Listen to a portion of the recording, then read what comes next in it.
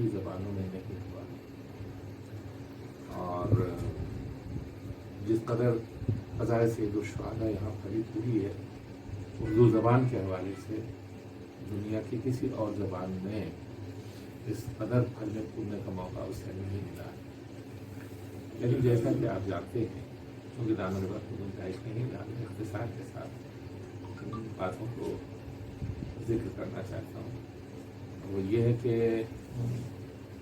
جہاں عزائے سید الشہداء پھلی پھولی ہے، وہیں وہ عناصر بھی ہمارے سامنے آ رہے ہیں کہ جو 1400 سال سے کربلا کے دشمن اور عزائے حسین کے دشمن ہیں، اور ان کا کام جو ہے بنیادی طور سے یہی رہا ہے کہ زبان کو عزائے حسین سے دور رکھا جائے۔ بڑی مشکلوں سے، کیونکہ اردو ادب جو ہے اگر مرثیوں سے خالی ہو جائے تو اردو ادب کا دامن جو ہے وہ بہت ہی تنگ ہو جائے گا، لہٰذا بڑی مشکلوں سے، اور وہ بھی مرثیہ گو حضرات نے جو ہنر دکھائے ہیں ادبی اعتبار سے مرثیہ گوئی میں، اس کے آگے یہ لوگ خاموش ہو گئے اور مرثیہ کو انہوں نے جو ہے وہ اپنے ادبیات میں داخل کیا، یہاں تک کہ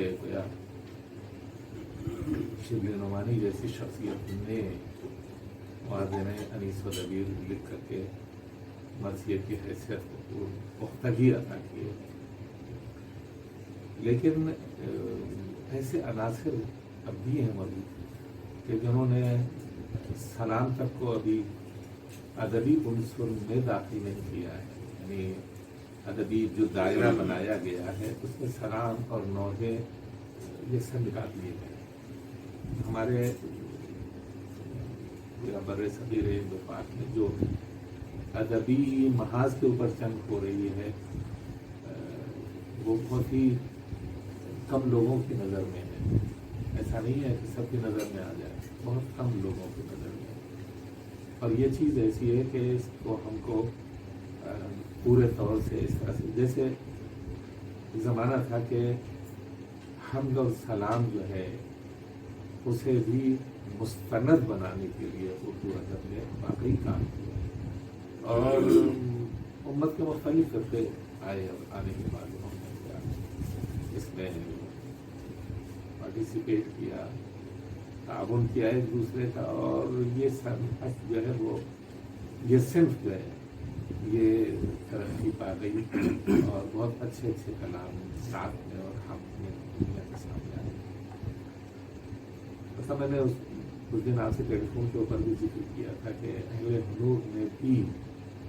آپ کے پیغمبر اس قدر کہی ہے، بڑی ضخیم کتاب جو ہے وہ ہندوستان سے وہ مجھے نصیب نہیں ہو پائی، اس لیے کہ زیادہ تعداد میں نہیں چھپی تھی، چند اس کے نسخے آئے تھے اور اس کے بعد ان کو چھپنے کا اہتمام نہیں ہو پایا، یہ افسوس ہے۔ تو اسی طرح سے سلام کے سلسلے میں بھی ان کی طرف سے فائٹ ہوتی رہی، ہماری طرف سے کوششیں ہوتی رہی، اور اچھے سلام وجود میں آئے۔ ظاہر ہے کہ جہاں میر انیس کا کلام مرثیوں کے شکل میں تسلیم شدہ ہے، وہاں میر انیس کا سلام بھی مرثیوں کی ہے، سلام بھی تسلیم شدہ ہوا اور انہیں کہنا پڑا، اور حتیٰ اہل سنت حضرات نے بھی جو ہے وہ سلام میں خاصا کام کیا ہے، سنت سلام۔ لیکن نوحہ جو ہے وہ ایک ایسی چیز ہے جو بالکل ان کے گلے سے اترنے والی نہیں ہے، ہم تو ظاہر ہے کہ ایسی بات نہیں ہونی چاہیے کہ یہ بہت زیادہ واضح ہو، یعنی اسے واقعی گلے سے اترنے والی چیز نہیں ہے۔ وجہ کیا ہے؟ وجہ یہ ہے کہ وہ مخالف ذریعہ ہے، اور نوحہ جو ہے وہ گریے کی اصل و اساس ہے۔ اس وجہ سے ہم یہ دیکھتے ہیں کہ اس کے اوپر جو ہے وہ کام ہوا نہیں تھا، وہ ہمارے لوگوں نے جو اس کے ساتھ مشکل ایجاد کی، وہ یہ مشکل ایجاد کی کہ اسے مشکل طرح کا تنظیم بنا دیا ہے کہ اصل پیغام شہادہ جو ہے نوحوں کی جان ہے اور اصل درد و علم جو نوحوں کی جان علیہ السلام کے لیے بہت افسوسناک وہ یہ کہ نوحہ اسے اجازت پتہ نہیں کس نے دے دی ہے، لوگوں کو اجازت دے دی ہے. جیسے ہمارے ممبروں کا حال یہ ہے کہ ہر ایک انسان جو اچھا اور ایٹا ہو جاتا ہے ممبر کے اوپر اچک کے بیٹھ جاتا ہے اور جو کچھ اس کا سمجھ میں آتا ہے وہ کہتا ہے. ویسے ہی نوحوں کا حال ہے کہ جو بندی کرنے لگتا ہے وہ نوحہ کہنے لگتا ہے. اس کے ذہن میں یہ بات نہیں ہے کہ اس کے لیے مطالعہ ضروری ہے، اس کے لیے تاریخ پڑھنا ضروری ہے، اس کے لیے خاص طور سے مقتل کا مطالعہ بے انتہا لازمی اور ضروری ہے. اس کے لیے جذبات کی پاکیزگی کا ہونا بے انتہا لازمی اور ضروری ہے، احساسات کی پاکیزگی، تصورات کی پاکیزگی کا ہونا لازمی اور ضروری ہے. اور ظاہر ہے کہ جب مطالعہ نہیں ہوگا اس صنف کے سلسلے میں تو ایسے نوحے بھی وجود میں آئیں گے کہ جو معاذ اللہ توہین اہل بیت کا باعث ہیں. ایسے موقع کے اوپر ہم لوگوں کو واقعی دردمند ہونا چاہیے کہ بھئی اس کا حل کچھ نکلے. اور اس کے حل کے لیے حسین یعقوب جو ہے اس وقت جو گزشتہ چند برسوں میں یعنی انقلاب کے بعد یہاں پر طلاب علوم دینیہ کی جو برصغیر سے تعلق رکھتے ہیں ایک اچھی جماعت اکٹھا ہوئی اور انہوں نے گویا صنف قصیدہ میں منقبت میں بڑے اچھے اچھے کلام کیے کہے اور محفلوں میں پڑھے. گزارش جو ہے وہ یہ ہے کہ نوحوں کے صنف میں بھی ہمیں بیڑا اٹھانا چاہیے کہ صاف ستھرے پیغام سے بھرے ہوئے اور غم و علم سے بھرے اور واقعیت کے قریب اور احساسات اور جذبات سے بھرپور جو ہے وہ ایسے نوحے یہاں لکھے جائیں اور ان کو جو ہے وہ ہندوستان اور پاکستان بھیجا جائے بڑی بڑی انجمنوں کے درمیان تاکہ وہ اس کلام کو پڑھیں گے. دوسری بات جو ہے وہ یہ ہے کہ صاحب بیچ میں کیونکہ وقت نہیں ہے لہٰذا جلدی ایک بات اور بھی آپ کے ساتھ ڈسکس کرنا چاہتا ہوں. وہ یہ ہے کہ ایک صاحب نے کہا کہ حضور نوحوں کا ایک خاص ٹیسٹ ہو گیا ہے اور اس ٹیسٹ میں اور ان طرزوں میں اگر آپ کے نوحے فٹ ہوں گے تب تو قبول کیے جائیں گے ورنہ جو ہے وہ سدا و صحرا ہو جائیں گے. اچھا کچھ ایسے محاکات کچھ ایسی چیزیں جو اس وقت بہت رائج ہیں اگر انہیں آپ نے اپنے نوحوں میں نہیں رکھا تو آپ کے نوحے جو ہے وہ اب ہو سکتا ہے ادبی نقطۂ نظر سے بہت اونچے ہوں لیکن عوام میں ان کی کوئی حیثیت نہیں ہوگی یعنی پیام نہیں بن پائی. اور نوحہ جو ہے وہ پیام ہے بنیادی طور پر نوحہ پیام ہے، پیام کربلا ہے. جناب زینب ہیں ان کی زبانی عرب ہیں ان کی زبان یہ ایک پیام ہے. اس پیام کو جو ہے جس قدر صاف ستھرا اور جس قدر جذبات اور احساسات سے بھرپور ہونا چاہیے اور جس قدر تاریخ سے قریب ہونا چاہیے اتنا ہی وہ کامیاب ہوگا. اور اس کے لیے ہم کو جو کرنا چاہیے وہ یہ کرنا چاہیے کہ کچھ جو رائج ہے اور جسے ہم بھی قبول کرتے ہیں اسے اپنے نوحوں میں شریک کریں اور حقائق کو جو ہم اس میں شامل کرنا چاہتے ہیں اسے شامل کریں تاکہ بیچ کی راہ نکلے اور اس کے ذریعے جو ہے وہ نوحے واقعی پیام سے آراستہ ہو کر کے لوگوں تک پہنچے. اور یہ چیز ہم کر سکتے ہیں یہاں ہم کر سکتے ہیں. امید ہے کہ اس سے زیادہ گفتگو جو ہے وہ ملال آور ہوگی. آپ نے جو بات کی نا ادبی حیثیت اور پہ ساری باتیں بیان کر دی ہیں. صرف ایک چیز رہ گئی تھی کہ وہ حیت کی جو بحث تھی جس میں نے یہ کہا تھا پچھلی دفعہ میں نے کہا تھا کہ مرثیے کو ایک مقام جو ملا وہ انیس اور دبیر یا اس سے تھوڑا پہلے آ جائیں تو سودا وغیرہ کے دور میں آ کے یہ مقام ملنا شروع ہوا، اس کی وجہ یہ تھی کہ انہوں نے اس کی حیت مخصوص کر لی تھی. انہوں نے اس کی حیت کو مخصوص کر لیا. اس سے پہلے ہم دکن والے دور میں بھی جائیں تو وہ مثنوی کی صورت میں بھی مرثیے لکھے گئے، اور جو ہے وہ غزل کی قصیدے کی طرز پہ بھی مرثیے لکھے گئے.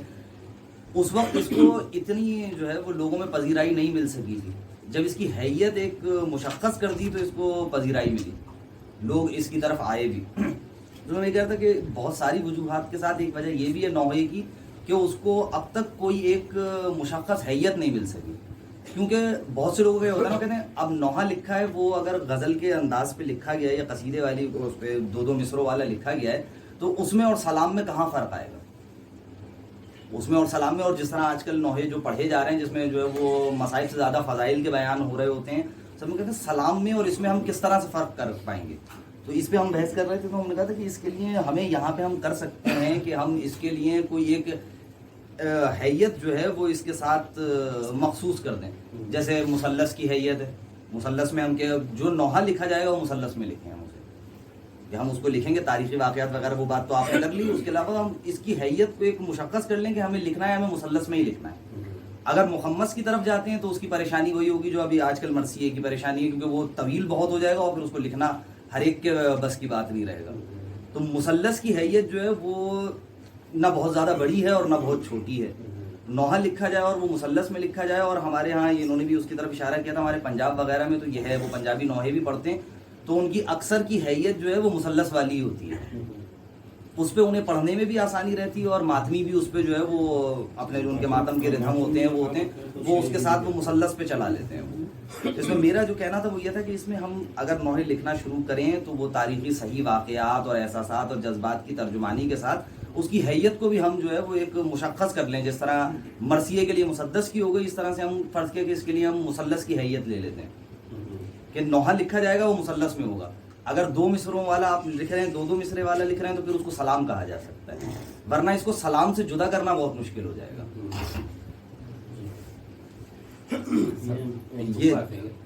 یہ فہم کا ہے، اور مثلث بھی ہے اور مربع بھی ہے. مربع بھی 2 مصروں والا. 2 مصروں والے نوحے جو ہیں وہ زیادہ لکھے جائیں گے. لکھے بہت گئے ہیں، وہ کہنا اس کو سلام سے جدا کرنا مشکل ہو جاتا ہے. نہیں وہ تو میں عرض کروں، دیکھیے ہم کو سلام سے جدا کرنا جو ہے وہ کوئی لازمہ نہیں ہونا چاہیے کہ ہم اسے سلام سے جدا کریں. دیکھیے میں بتاتا ہوں آپ کو، جس طرح سے غزل 2 بیتی میں زیادہ مؤثر ہوئی، اسی طرح سے نوحہ بالکل ہی اس کی برعکس شکل ہے، غزل کے برعکس شکل ہے نوحہ. وہ بھی 2 بیتی میں زیادہ نمایاں ہوئی ہے. اب یہ بات الگ ہے کہ ہم مثلث میں بھی کہہ لیتے ہیں اور مربع میں بھی کہہ لیتے ہیں جی، لیکن اگر ہم یہ طے کر لیں کہ صرف اور صرف مثلث میں نوحے کہے جائیں گے تو وہ بات بنتی نہیں ہے. اس لیے کہ جو دنیا غزل ہے اس کی وسعت ہے، اتنی ہی وسعت نوحوں کی اتنی ہی حضور بلکہ اس سے زیادہ پہلے یہ امتیاز ہوتا تھا کہ سلام اور نوحہ مصروں کے اعتبار سے تو 2 بیتی ہوتے تھے، لیکن پہلے لوگ پڑھے لکھے تھے وہ کہتے تھے سلام پیش کر رہا ہوں. اب یہ بات نہیں، سلام میں جو ہوتا تھا پہلے فضائل ہوتے تھے، پھر 1-2 شعر مسائل کے ہوتے تھے، جسے سوز و سلام دونوں سے تعبیر کیا جاتا تھا. اور جو نوحے کی خاص شکل ہوتی تھی وہ ماتم انجمنوں کے لیے ہوتی تھی. اب چونکہ اردو ادب سے نسلوں نے فاصلہ باقاعدہ دوری بنا دی ہے اور وہ ذوق و شوق نہیں ہے، تو یہ فرق مٹ گیا ہے. ورنہ پہلے سمجھ میں آتا تھا کہ کون سا سلام ہے اور کون سا نوحہ ہے، 2 بیتی ہی میں سمجھ میں آتا تھا. میری کہ اسے مقید نہ کیا جائے. جی جی نوحوں کو مثلث میں مقید کرنا یا مربع میں مقید کرنا، یہ جو ہے وہ خود نوحوں کے لیے مشکلات ہوئی. ہاں آپ کو اختیار ہے، آپ کہیے جی. اور لیکن بہت سے نوحے اس طرح کے ہیں جی کہ جو غزل کے انداز میں لکھے گئے اور بہت ہی مقبول میں. مثال کے طور کے اوپر ہمارے بر صغیر کے عظیم ترین نوحہ گو شاعر جناب نجم آفندی، انہیں آپ ملاحظہ فرمائیے، انہیں دیکھیے، ان کے یہاں مثلث یا مربع میں آپ کو بہت کم نوحے نظر آئیں گے، یعنی گویا وہ ایسا شاعر تو قابل تتبع ہے اور ایسا شاعر ہے کہ جس کی نظیر نہیں ہے، اور ان کے یہاں 2 بیتی نوحے ہی ہیں، انہوں نے قیامت مچائی ہے، آج تک بھی جو ہے وہ آج تک وہ پڑھے جاتے ہیں، لہذا کسی صنف کو کسی خانے میں قید کرنا، اس کو جو میں کہہ رہا تھا نا، جو مطلب میری مراد تھی وہ یہ تھی کہ ہمارے ہاں جو جیسے کورس کی کتابیں بھی ہیں اردو بھی جو ہیں، اردو میں سلام موجود ہے، سلام اس میں موجود ہے، اردو کی جو پڑھائی جاتی ہیں چاہے وہ تخصصی ہوں یا عمومی ہوں، سلام موجود ہے، مرثیہ موجود ہے، رباعیات تو ہیں وہ تو اپنی جگہ ہے، رباعی موجود ہے، تمام اصناف موجود ہیں، اس میں نوحہ موجود نہیں ہے، اس پہ وجہ جو میں نے عرض کی، وہ جو آپ نے عرض کی وہ ایک اپنی جگہ وجہ ہے، اس کے علاوہ اس میں ایسے لیکن سلام بھی موجود ہیں جس میں بہت رقت آمیز موجود ہیں، یعنی ہمیں وہ لگتا ہے، ہمیں وہ پڑھ کے ایسا لگتا ہے کہ ہمیں خود محسوس ہو رہا تھا، جیسے آپ نے نجم آفندی صاحب کا نام لیا، ان کے بھی کلام ہمیں ملتے ہیں اس میں، لیکن وہ جو ادبی جریدے وغیرہ چھاپتے ہیں وہ اس کو سلام کے عنوان سے چھاپتے ہیں، کیوں وہ کہتے ہیں کیوں اس کی حیت یہی ہے، اس کی حیت یہی ہے، جو ادبی حیثیت ہے نا اس کو منوانا جیسے دوسری اپنا آپ نے ایک خاص حیت میں آ کے اپنی ادبی یہ چیز جو ہے وہ ایسی نہیں ہے کہ جو ہم قابل بحث بنا کے اس کے اوپر جو ہے وہ کریں، یہ چیز ایسی نہیں ہے، ہم کو اس میں آزادی ہونی چاہیے نوحوں کے سلسلے میں، خاص طور سے کیا ہم جو ہے وہ جناب فاطمہ بنت اسد کی پیروی بھی کر سکیں، اور عربی میں جس طرح کے نوحے انہوں نے پڑھے ہیں، بیان خود شاعر رہی ہیں، ثاقب بھائی نے جو بات کی ہے اس کی ادبی حیثیت ہم نہیں منوا سکتے، شاید اس کی ایک وجہ یہ بھی ہو کہ اقلیت میں نوحہ صرف ہم کہتے ہیں، سلام کا وجود نہ کروں دوسرے مسلمانوں میں بھی ہے، نوحہ کا وجود ہمارے یہاں ان کے مرثیہ پھر بھی پایا جاتا ہے، چونکہ وہ کسی کے بھی مرنے پہ، اہم شخصیات کے مرنے پہ مرثیہ کہے جاتے تھے، اگرچہ اسے فروغ جو دیا ہے یا آزاداری سید الشہداء نے دیا ہے، لیکن مرثیہ موجود ہے ان کے یہاں، اور اہل سنت نے، تو یہ ایک الگ بات ہوگی، لیکن ایک عظیم ذخیرہ نوحوں کا، اسے اگر ہم آگے بڑھاتے ہیں بہت عظیم ذخیرہ نوحوں کا خارج ہو جائے گا۔ ایک نقطہ چاہتا ہے کہ کسی بھی ادبی صنف کو، کسی بھی قالب کو ادبی صنف بنانے میں 2 طرح کے لوگ مفید اور ہوتے ہیں، مثلا ایک اگر مرثیے کو مسدس کی شکل میں منوایا گیا ہے تو وہ 2 افراد کی وجہ سے، میر انیس اور مرزا دبیر، یہ لوگ اتنے بڑے تھے کہ ان کی مخالفت کوئی کر نہیں سکا، حالانکہ بات وہاں بھی یہی ہوتی ہے کہ ایک شعراء کا ایک بہت بڑا طبقہ ہے جو اس طرف تمائل نہیں رکھتا ہے، نوحے کی طرف یا سلام کی طرف، لیکن بہرحال پچھلے عرصے میں ایک جو غزل میں جو ایک ہوا چلی، ایک نئی فضا بنی جس میں عرفان صدیقی تھے، جس میں افتخار عارف صاحب ہیں، انہوں نے غزل میں بھی کربلا کو عام کیا بطور استعارہ، یعنی بہت سارے شعراء ایسے تھے جو مذہبی رجحان نہیں رکھتے تھے، لیکن انہوں نے کربلا کو بطور ایک، یہ جو کمیونسٹ انقلاب آیا اس میں بھی کربلا کو بہت زیادہ شعروں میں لایا گیا، وہ ایک اور مقصد کے تحت، ان کے سرخ انقلاب کے مقصد کے تحت، لیکن بہرحال کسی بھی طرح کربلا ایک شعروں میں آئی اور اس کو ایک نیا رنگ ملا۔ جو ہم دیکھتے ہیں نا، اگر حیت کی بات کی جائے تو سلام، غزل، نعت اور حمد، یہ تمام ایک ہی ہے، لیکن سب کو عربی حیثیت مل چکی ہے۔ اس کی وجہ یہی ہے کہ جیسے میں نے عرض کیا کہ 2 طرح کے افراد مفید ہوتے ہیں، یا تو شاعر اتنا بڑا ہو کہ وہ جس صنف میں لکھے وہ صنف اسی چیز سے مخصوص ہو جائے، وہ غالب اسی صنف سے اسی اس کو نہیں ایک حیت ملے، یا دوسری صورت یہ ہے کہ شعراء کا ایک بہت بڑا طبقہ اس کو فالو کرے، مثلا جیسے بہت، اگر فرض کریں کہ خود جو ہمارے شعراء ہیں ان کا اگر بہت بڑا طبقہ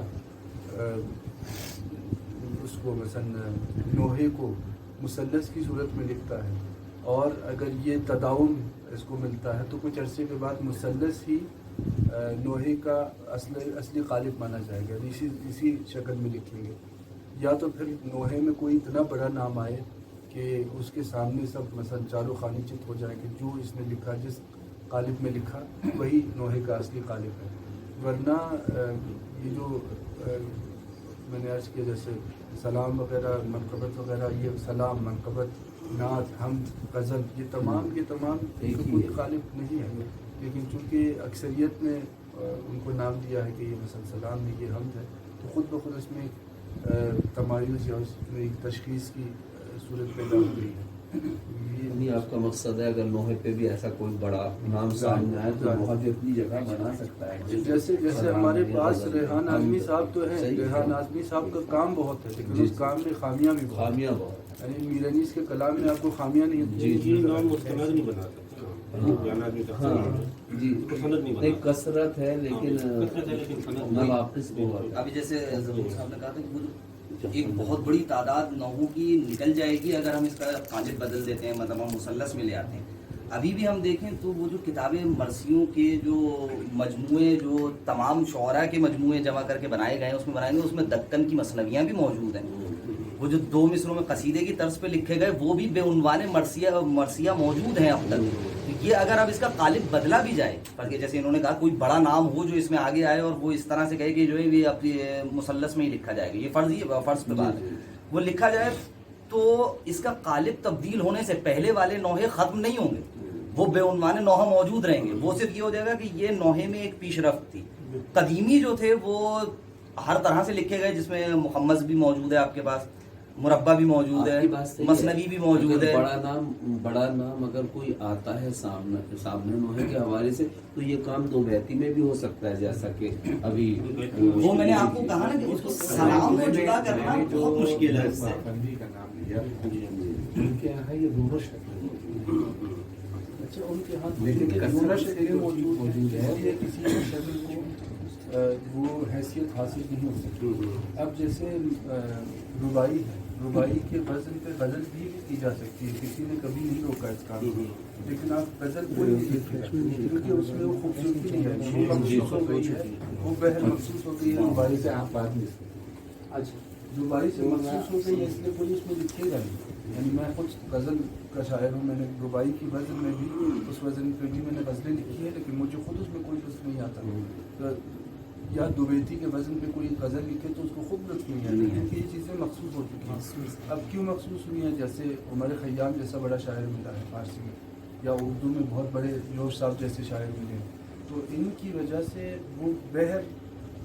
کسی ایک خاص صنف سے مخصوص ہو گئی، اس کی طرف کوئی دوسرا بندہ جائے گا نہیں. یعنی کسی اور عجیب بات یہ ہے کہ ہر جو صنف ہے، ہر جیسے نوحہ ہے، مجھے یوں لگتا ہے، ممکن یہ غلط ہو لیکن مجھے یوں لگتا ہے کہ نوحے کا اپنا تمائل بھی مثلث کی طرف ہے. یعنی جن لوگوں نے مثلث کی شکل میں نوحے لکھے ہیں انہوں نے کچھ سوچ کے نہیں لکھے، انہوں نے پہلے سے اپنے ذہن میں کوئی قالب بنا کے نہیں لکھا. ان کو لگا کہ نوحہ اس فارم میں زیادہ مفید ہوگا، یعنی ان کو اپنی بات مثلث میں آسانی سے کہنے کی، یعنی ان کو لگا کہ میں اس طرح آسانی سے کہہ سکتا ہوں. تو مجھے یہ لگتا ہے کہ خود نوحے کے لیے جو مناسب اس وقت، کم از کم جو اس وقت مناسب قالب ہے وہ مثلث ہی ہے، لیکن اس پہ باقاعدہ طور سے کام نہیں ہوا. یعنی یہ خود جو ایرانی کہتے ہیں بطور ناخودآگاہ یہ قالب اس کے لیے زیادہ مناسب، یا ہم یہ کہہ سکتے ہیں کہ پاکستان کی حد تک ہمارے ہاں یہ بات آپ کی جو ہے، ہمارے ہاں جو ماتمی انجمنیں ہیں نا، وہ جب یہ جو 2 بیتی والے 2 مصر والے جو چل رہے ہوتے ہیں نا، کہتے ہیں یہ اصل میں 1 ہاتھ کے ماتم کی انجمن کا ہے، اور وہ جو 3 مصروں والا چل رہا ہوتا ہے نا وہ 2 ہاتھ کے ماتم کا ہوتا ہے. پنجاب میں بھی جو مطلب رائج وہی ہے، وہ کہتے ہیں کہ یہ 2 مصرے پڑھے گا اور ہمیں پتا ہے کہ ابھی اس نے 2 مصرے یہ پڑھ دی ہیں، اب یہ تیسرے مصرے پہ ہمیں جو ہے وہ ماتم اٹھانا، اس میں آئے گا وہ پہلے والا قافیہ اور وہ مطلب پورے اپنے مطلع کے ساتھ مرتبط ہوتا چلا جائے گا. یہ وہ ان کے ہاں کا کچھ مطلب ایسا بنا ہوا ہے، خود ناآگاہ جو انہوں نے کہا بالکل صحیح کہ ناآگاہ طور پہ یہ مطلب ایک ذہنیت بنی ہوئی ہے. ہاں نہیں، اس میں اگر یہ کہا جائے کہ صاحب مقید کر دیا جائے ये जरा सा एक मुक़य्यद तो नहीं, लेकिन मैं मुक़य्यद का जो मैंने जो कहा था मुक़य्यद का नहीं, मैं जो मुक़य्यद का था वो हमारे यहाँ की आपकी बात काट रहा हूँ, लेकिन हमारे यहाँ की जो ज़हनियत है ना, इसलिए नहीं है कि मुझे अभी उठ करके जाना है। मैंने खुद जो अभी आज जो नौहा लिखा और जो सब सुनाने जा रहा हूँ मुसल्लसी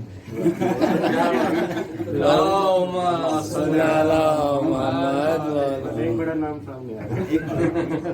ये उसमें मुक़य्यद करने का जो मैं आखिरी बात ये कि वो मुक़य्यद करने का मैं सिर्फ इस वजह से कह रहा था, वो दबदबा जो मेरा था वो ये था कि हमारे यहाँ जो हैसियत दी गई ना, अब आप कहें किसी से, अक्सर लोग इसमें भी मतलब इश्तिबा कर जाते हैं जब भी कहा जाता है ना कि वो बहुत से लोगों को मैंने सुना कि बहुत अच्छे अच्छे लोग भी कहते थे कि इकबाल का मरसिया है ना वो शिकवा और जवाब शिकवा,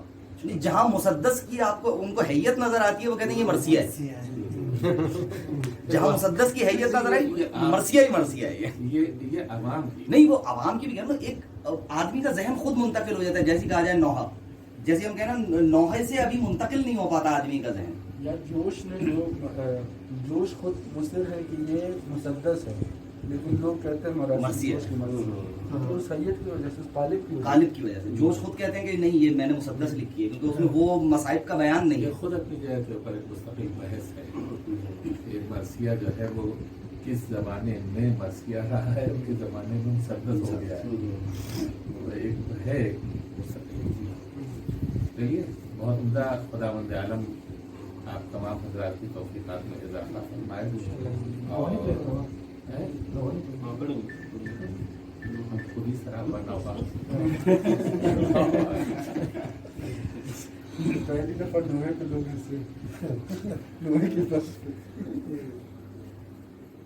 तो आपने हमें हजरत नूर की कौम में बेटा भाभी को टेलीफोन करके पूछ लो क्या बात है।